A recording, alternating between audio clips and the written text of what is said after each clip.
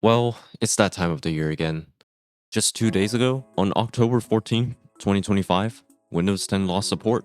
And what followed were no ordinary days because, well, lots of corporations and home users may be struggling to upgrade to Windows 11 or some other operating system as we speak. For most of us, this is the end of an operating system that once dominated much of the world's computers, achieving somewhere around 80% of all market share out of all Windows versions in 2021. The operating system that, well, was supposed to live on forever, according to Microsoft years before Windows 11 came out. Time seems to go by quickly, and we're already seeing an end to yet another operating system on the line, and Windows 10 doesn't seem to be an exception here. It became an operating system that garnered a pretty good outlook for having a blend of Windows 7 and 8.1's interface, for bringing back a lot of the missing legacy features, or even for consolidating attention in gaming. But it was also an operating system that garnered an infamous reputation. The mix of very controversial practices, like the implementation of adware, forced Windows updates, aggressive advertising tactics for users running older operating systems, didn't exactly make a customer happy, if at all. Now, for those who are wondering what end of support means, let me try to give you a breakdown. Support in this case usually means that the parent company provides services and maintenance for an operating system for a specific amount of time. So this can be anything from adding new features to patching out vulnerabilities and also maintaining security for that operating system. And in the case of Windows itself, that is a very usual thing that Microsoft does. They have their own lifecycle policy that they follow, which usually lasts about 10 years. When they cut off support for a specific operating system, you're essentially not entitled to get any further security updates, and over time, as a bunch of these vulnerabilities get discovered and get exploited, the worse the security gets on that computer without that support. Now, whether or not you liked or despised this operating system, Windows 10 does have some noteworthy accomplishments that stand out from previous versions of Windows.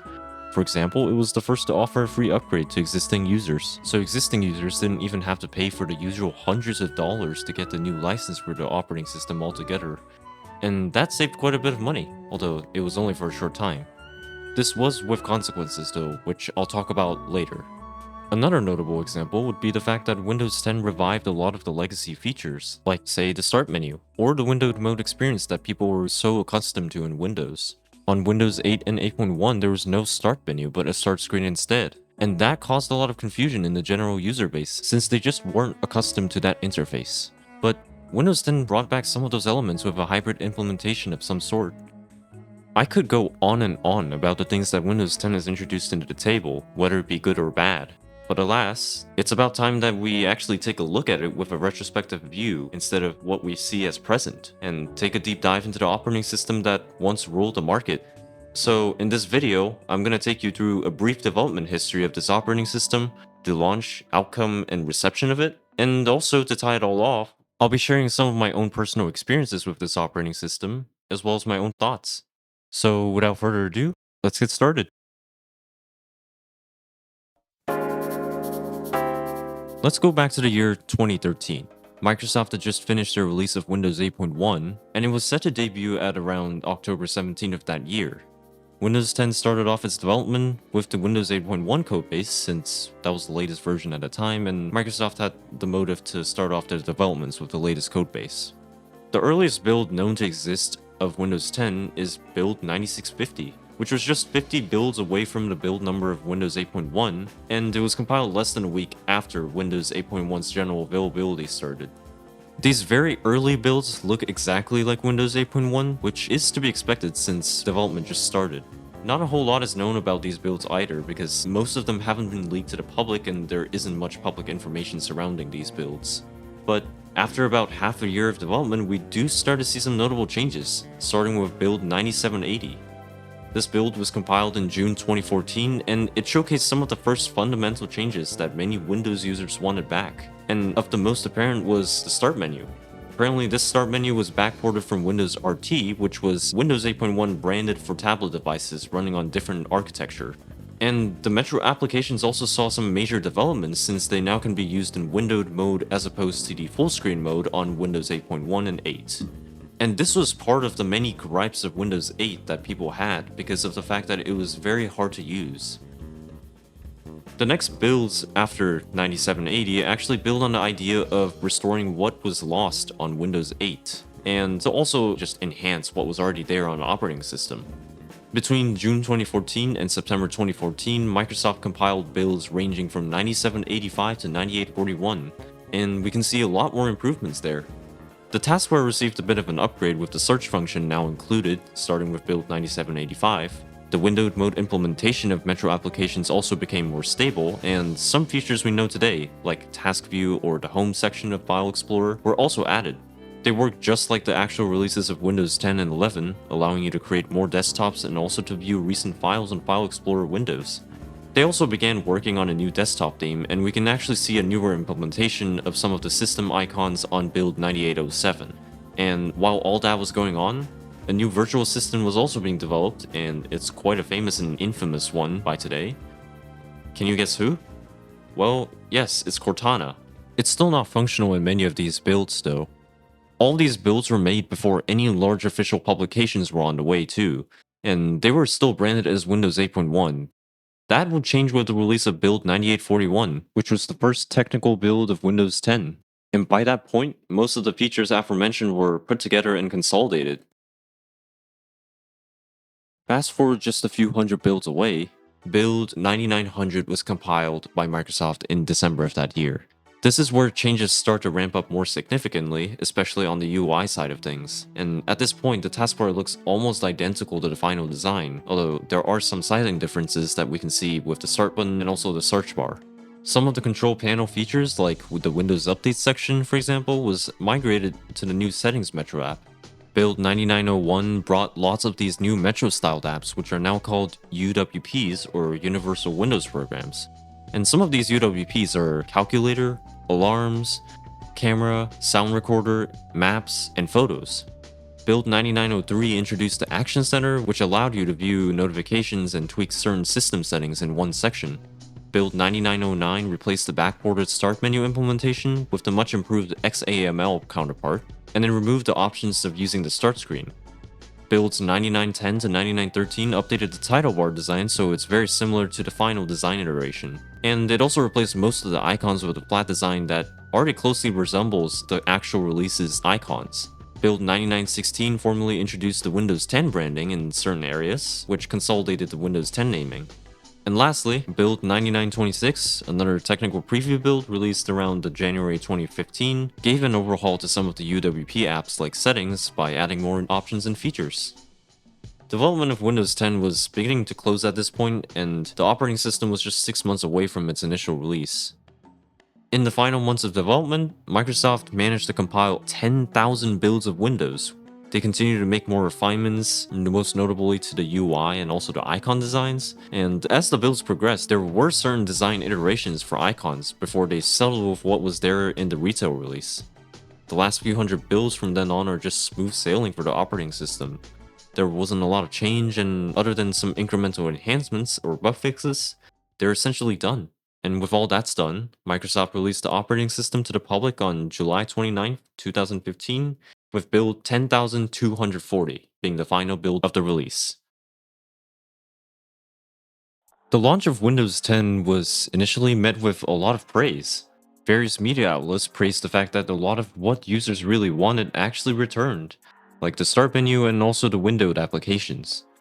A lot of these outlets compared to a sort of hybrid between Windows 7 and Windows 8, and even Windows themselves advertised it as a hybrid of both of these operating systems. The new features like the Action Center, Task View, virtual desktops, and even Cortana took their own high praises, with many of these outlets actually citing that they would help the existing workflow on Windows. There were others that even praised Microsoft Edge, which was quite fast during its launch, although it did lack a significant amount of features compared to competitors like Chrome over time. Regardless, customers were satisfied with the fact that Windows brought back some of these familiar elements and also made it integral to the operating system again. So, really, things are good, right? Well, not exactly. If you recall back to the Windows 10 controversies that I've mentioned earlier, then you can probably see what is going on with this now. And yeah, those really did put a dent in the reputation of this operating system. Unlike, say, Windows 7, which received critical acclaim for fixing some of what Windows Vista had messed up on, Windows 10 was kind of like the initial reactions of both of these operating systems at the same time. There were a lot of controversial elements of Windows 10 that a lot of people griped about, and one of these would be the introduction of adware. Adware wasn't really a concern for many people because it didn't exist on Windows 7 and 8.1 unless you installed some sort of virus or malware or something. But this time around, it's different. This is actually integrated inside the operating system. The Home and Pro editions of Windows 10 were the most susceptible to all sorts of these non-essential app installations, and also some recommendations, and most of these applications weren't even necessarily productive, but rather distracting. And I'm talking about you, Candy Crush. Anyway, a lot of them appear every time you set up your operating system or, well, when you create a new user account. It can be difficult to uninstall or remove them, and it does take time, especially when setting up multiple user accounts, and this continued for the rest of the lifespan of the operating system, and even Windows 11 still has this. I remember trying to sort out all these adware that were on my start menu back when I was using Windows 10, specifically version 1709, and as someone who recently switched from Windows 7 back then, I was kind of finding this unexpected. But I digress, that's my subjective part. The ads were still there for many people, and that was part of the discontent among users. Another controversial element of Windows 10 was the fact that Windows Update could no longer be disabled. Granted, you could still do it through group policy editing, which was an unofficial way of disabling it. But perhaps that isn't something that a whole lot of users were even aware of. In previous versions of Windows, such as Windows XP, Vista, 7, and even 8, users had the choice to choose which updates to install, whether or not they wanted Windows to automatically install those updates, or even the choice of disabling Windows Update altogether if necessary. A significant number of people had their own reasons of disabling it, like the outcome of instability due to an update or some unwanted change that they just don't want on their computer. But on Windows 10, all security updates became mandatory and they will be automatically installed as soon as you connect to the internet. Of course, part of this motive was because Microsoft wanted to consolidate the markets by keeping all the systems up to date for a streamlined support process in case anyone needed it, but the choice was removed and it did end up angering users.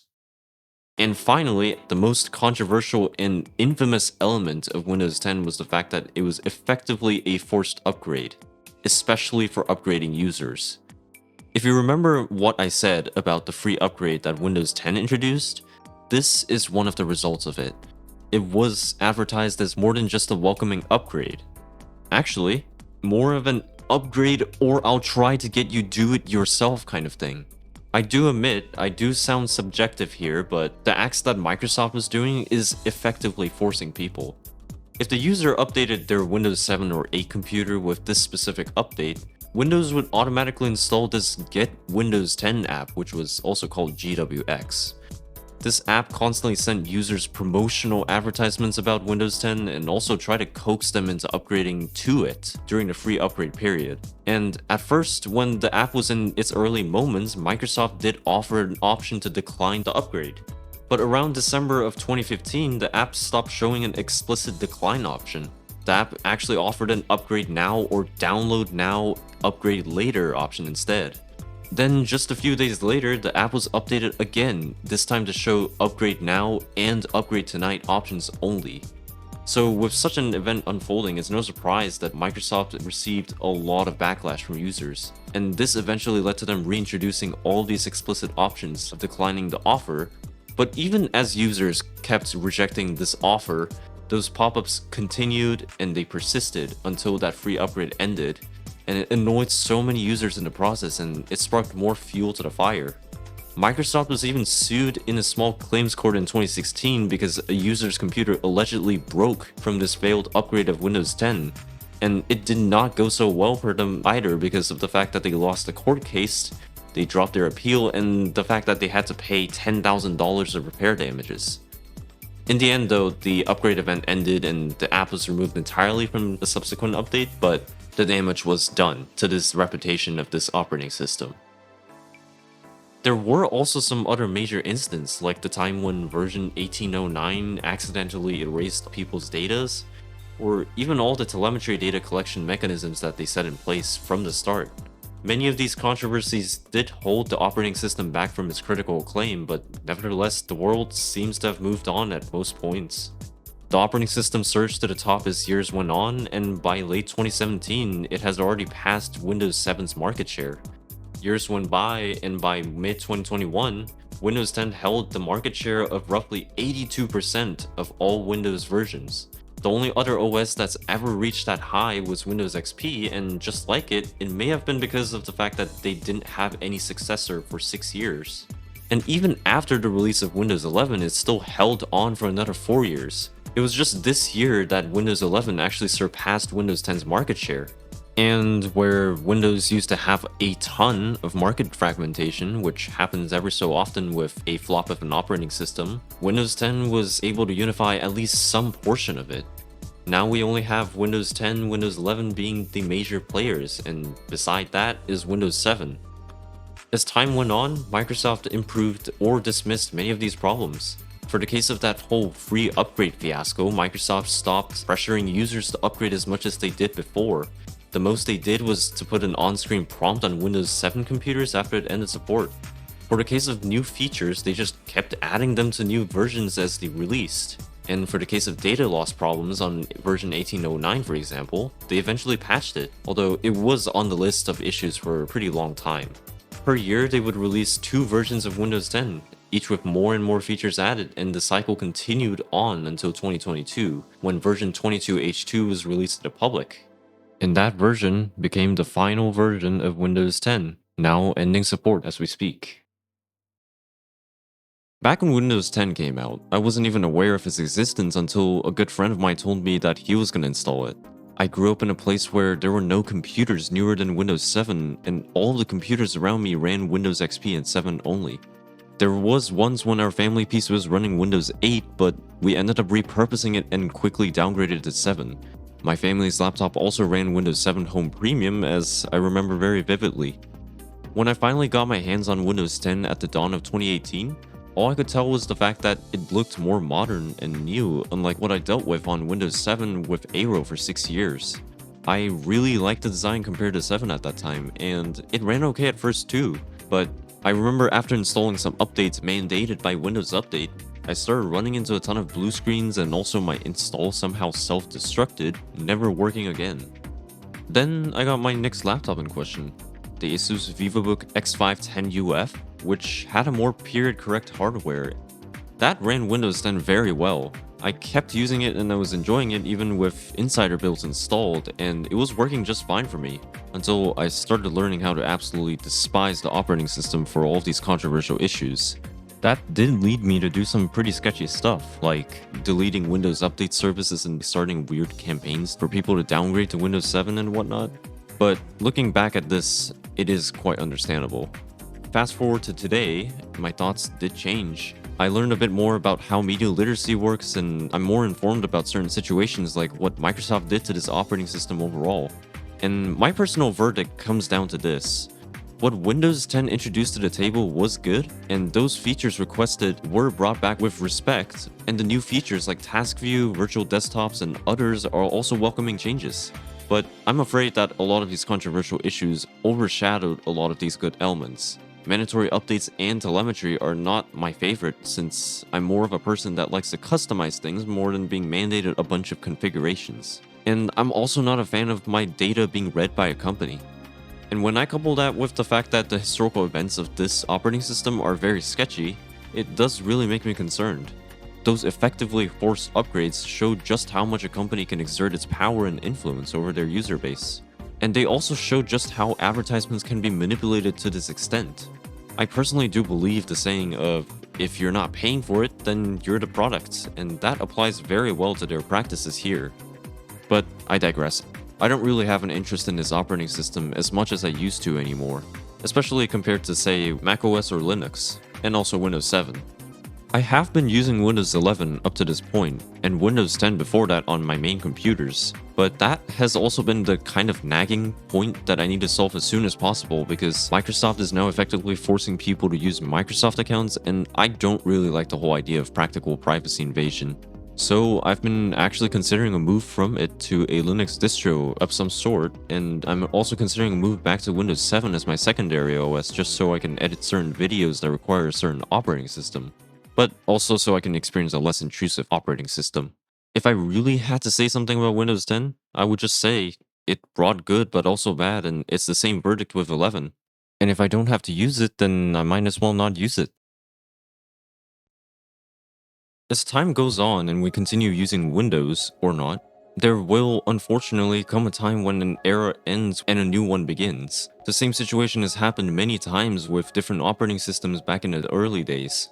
For example, it became a huge news when Windows XP support ended just because of how profound this operating system and how dominant it was in the market. And Windows 7 also faced a similar shock as the operating system was launched to critical acclaim. And now Windows 10 will probably have that same shock, just in a different way. And unless something like lawsuit turns it around, or if Microsoft deliberately changes their mind, the operating system dies October 14th, 2025, and we may be nudged to upgrade to a newer version, or even to move to Linux or macOS when need be. What Windows 10 was throughout its 10 years was nothing short of different. There is still quite a division on how people view this operating system today because of those controversial moments. With Windows 11 being the only operating system effectively ahead of us in the Windows lineup, the choice is here. Some people will choose to stay off the next operating system in line for their own reasons, missing out on security updates. Some people will move to a different operating system altogether, like Linux or Mac OS. And some people will just upgrade. What are you gonna do? That is up to you. If you've enjoyed the video thus far, I just want to say thank you. This actually wasn't a video that I was expecting to make at first, but I guess I made it. And if you're interested, feel free to check out some of my other videos. Thank you guys so much for watching, and I hope to see you guys soon. Cheers!